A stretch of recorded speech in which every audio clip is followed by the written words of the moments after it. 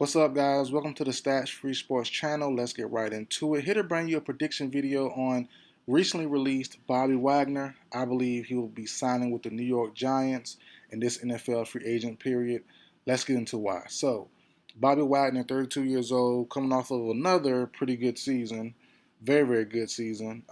Him and the Rams mutually parted ways last night, and a surprising move. I didn't expect that coming, but I'm not shocked. I'm definitely not shocked at that. A player like him, he wants to be in a winning situation. And as I've been saying since last year, well, since 2 years ago, the Rams are kind of in a weird spot. They're in a weird influx in what the team's going to do.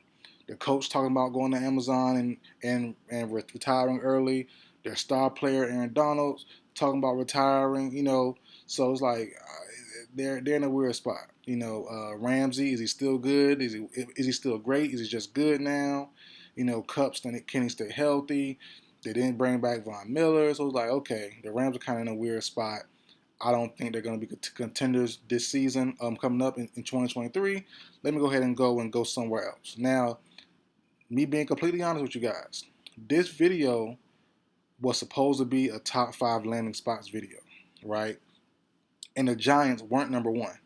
I will say that they were number 3. So my original top 5 list, I was going to do Eagles at 1, Cowboys at 2, Giants at 3, Steelers at 4, and Lions at 5, with the Broncos and a couple other teams as honorable mentions, right? But I thought about it all last night, early this morning. I got off work. It's noon now. I'm like, man, the Eagles don't seem right. So I dug into their cap situation. I dug into their free agency situation. I know they're going to lose 2 of their linebackers. I think they're going to bring Edwards back. I really do. And Kobe Dean, the guy from Georgia last year or 2 years ago, or last year, whatever, the rookie, only had 13 tackles, played very, very limited amount of snaps. I think he'll be fine. I think he'll be in the starting role beside TJ Edwards next season in the linebacker spot. So the Eagles, to me, and also the salary cap issue. They have a salary cap issue. Can they bring back Bradbury? Can they bring back Fletcher Cox? Can they make this move, that move? The safety, Chauncey Gardner Johnson. Can they bring him back? So they're kind of in a tough spot too about making a big name, a big acquisition like a Bobby Wagner. It's a lot of money. He didn't turn down the rest of his contract to make a little bit of money for a 1-year deal. I don't think. I think he was on a long-term deal in another situation that's going to benefit him in the long run. Now, the Giants, to me, they rose up from 3 in my prior list last night when I first jotted down my notes, whatever. They're number 1 now for a bunch of reasons. One, I think if the Giants play their cards right, which is definitely possible, they got a lot of cap space. They have a lot of needs too. I think they can fill most of those needs and also spend their money wisely. If they can at least bring back Daniel Jones, who I've been a fan of the last couple years. I never thought he was great, but he can at least manage you to certain spots. Always believe in his legs, always believe in his arm. He's pretty decent. You have him. Saquon, in my opinion, can definitely go. I'm good on Saquon. I think you can find a running back or 2 in this draft class. If you trade up for them or sit back and wait for them, they'll give you some of the same traits. If not one running back, you can get 2 or get a platoon of running backs. Get 1 young guy, 2 vets. Get 2 young guys, 1 vet, whatever you want to do. Guys that can do the same thing, like the old Patriots do. You got 1 receiving back, 1 power back, and 1 just balance back. You can do that if you want to. But Saquon, paying him over $12 million, which the Giants offered him, to me is not the best situation. I'm good on that. He wants about 14, 15. No can do, in my personal opinion. But I think the Giants are in play to get better. They're going to get better most likely at the tight end spot. They're going to get better at wide receiver. Can they trade for D-Hop? Can they bring in Mike Gesicki from free agency? Can they trade for Darren Waller? Can they do some other moves as well? So they're in a good spot in my opinion. The only thing, does Wagner view them as a contender? I think he wants to be on a contender. He wants to win and get paid. They had the pay part there, obviously, with all that cap space. But are they a contender? I think they will be. I think once they show Wagner, hey, this is our plan. We want him. We want a list of these guys that we can get. We want these guys for agency, which we can get as well. We can cut some more guys, restructure some more contracts, get even more money.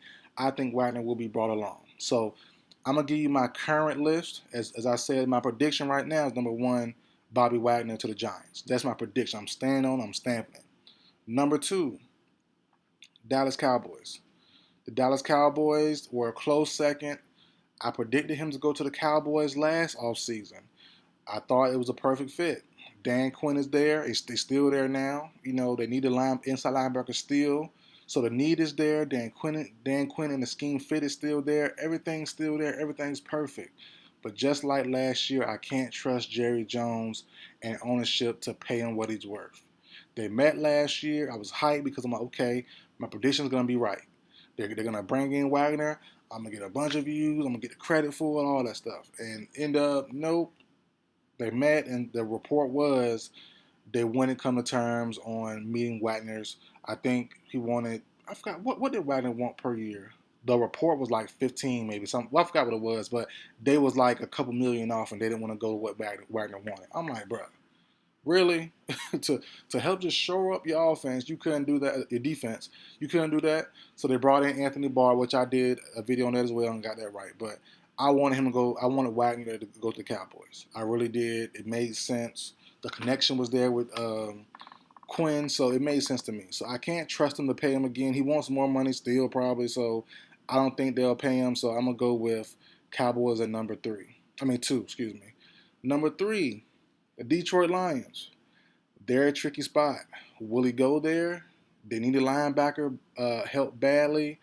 The NFC North is kind of open. The Vikings are kind of in a good team, bad team, great moments, bad moments. We're not quite sure with the Vikings yet, honestly. They had a great record, but next year could definitely be a lot different. It just depends on how the coin goes. They won a lot of close games. It could be definitely different next year. Same with the Lions. In 2021, they lost a lot of close games. In 2022, they won a whole lot of them. So it just depends on how the coin and how the ball bounces. The Packers could be trading Aaron Rodgers. I don't think so, but they could keep him. So we'll see there. And then the Bears should be better. Hopefully hopefully throw the ball better and throw the ball more. But I don't think they'll be in the running for the division, in my personal opinion. So the Lions are three. I don't think he views them as a contender. Number four, the Eagles, my old number one.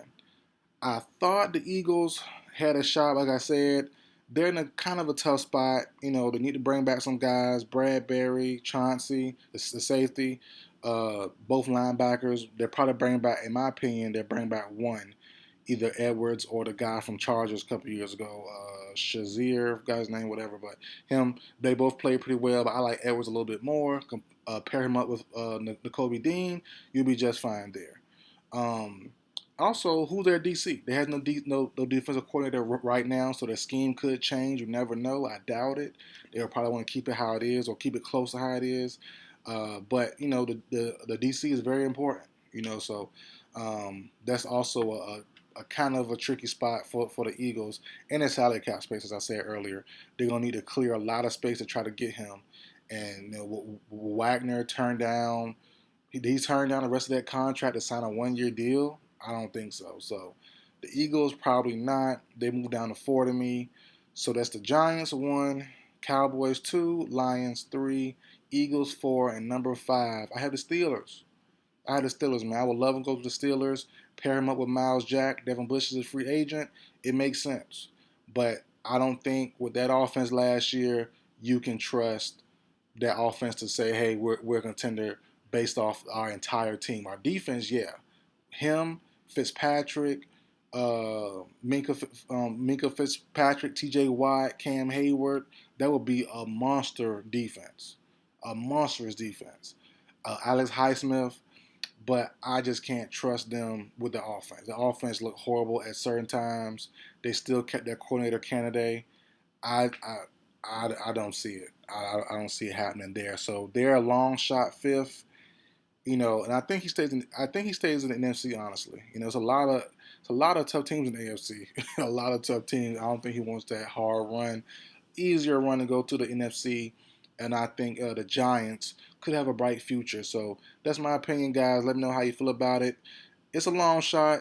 It's definitely a lot of ifs and what ifs, and if they sign this and if they trade for him, but I do think those moves are possible for the Giants if they play their cards right and also get lucky also. So we'll see what happens there. But that's it for the video, guys. Like, share, comment, subscribe. I will see you guys next time.